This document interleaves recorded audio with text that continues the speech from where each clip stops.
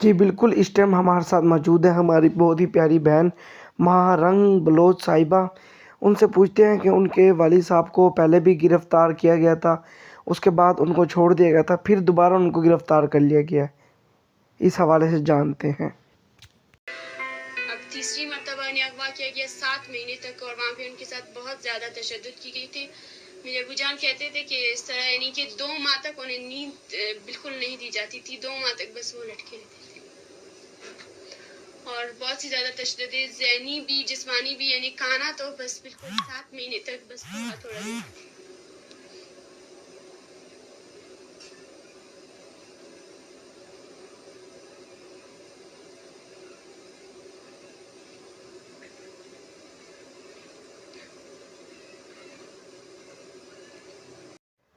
انہوں نے آپ کو جیل کی جہاں وہ قید ہوں وہاں کی باتیں بتائی تھی؟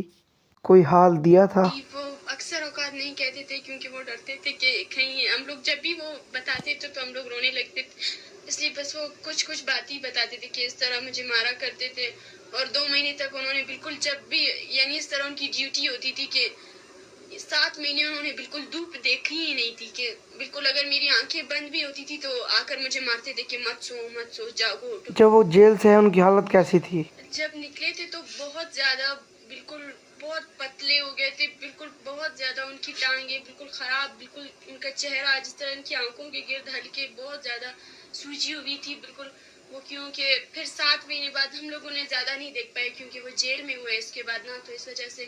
کہ میری چھوٹی بہن جب اس وقت پیدا ہوئی تھی، جب میرے ابو جان اغوا ہوئے تھے، قریباً 1 ماہ یا 2 ماہ گزرا تھا میری چھوٹی بہن کو،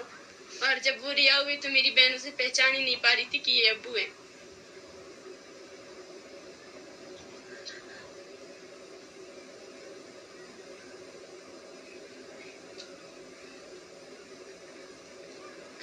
وہ اس بار جب ہوا تو میرے بھائی ان کے ساتھ تھے، وہ بہت روئے میرے بھائی کے، وہیں پر ہی میرے بھائی بالکل ڈیر ہو گئے کہ کس طرح پردیس میں ہمارے ساتھ یہ سب کچھ ہوا، ہم تو وہاں پہ علاج کے لیے گئے تھے،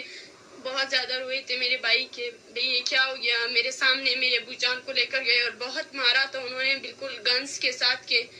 ان کے سر پر بھی مارا تھا، اس طرح بالکل بہت زیادہ مارا تھا کہ ہر کوئی مار ہی رہا تھا، 15-20 آدمی، جب ایک ہی آدمی پر حملہ آور ہو جائے تو پھر اس کے لیے کیا۔ پہلے ہم لوگ بہت زیادہ، پہلے تو ہم لوگ گھر سے بھی نہیں نکلتے تھے، لیکن جب یہ مجبوری آئی تو ظاہر گھر سے نکلنا پڑا، ہم لوگوں نے ریلی کی، یعنی کہ 12 بجے سے لے کر 6 بجے تک وہ روڈ بلاک تھا۔ پھر ہمارے ساتھ دھوکہ ہوا، پھر میرے خالہ کو اور میری کہا کہ بھئی ہم آپ کو وزیر اعلیٰ سے ملاقات کروائیں گے، آپ اپنے مسئلے حل کروا دیجیے۔ پھر ہم لوگوں نے کہا بھئی صحیح ہے، ہم لوگ روڈ جو ہے کھول دیتے ہیں اگر آپ ہماری ملاقات کروا دیتے، لیکن پھر سے وہی دھوکہ ہوا، پھر ہمیں اس طرح ہوا، تو ہم لوگوں نے بہت زیادہ یعنی کہ بھوک ہڑتالوں میں بھی ہم لوگ گئے، احتجاج ہر وقت ہم لوگ یعنی کہ 1 ہفتے میں یا 2 ہفتے میں تو ہو جاتا تھا ایک مرتبہ۔